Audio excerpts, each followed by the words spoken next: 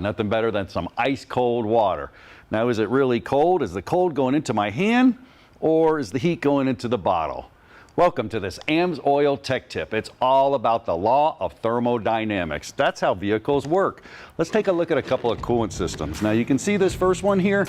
This is actually like your vehicles. This is a liquid cool system. And the law of thermodynamics says heat moves from hot to an area of less heat. So think about this. The coolant's going into your engine about 200 degrees, then your cylinder's firing at about 1700 degrees. So law of thermodynamics, bam, the heat's gonna jump from the cylinder to the coolant, take a ride all the way up to the radiator. Now we're at about 220, 230.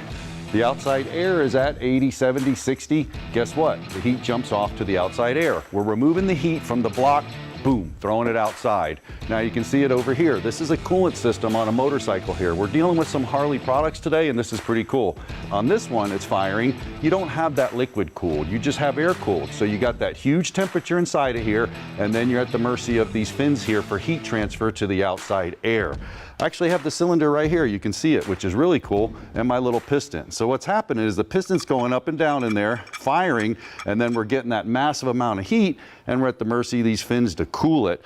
Len, that makes for problems, man. That's a lot of heat, and you actually have some proof here. Walk us through this clip. It does. This is an air-cooled engine that we had on the dyno here. We were simulating what this bike would see in like what we'd call a parade cycle, where you take away all of the cooling air and just let the engine get very hot. As you can see, the oil temperature jumps to 300 degrees very quickly.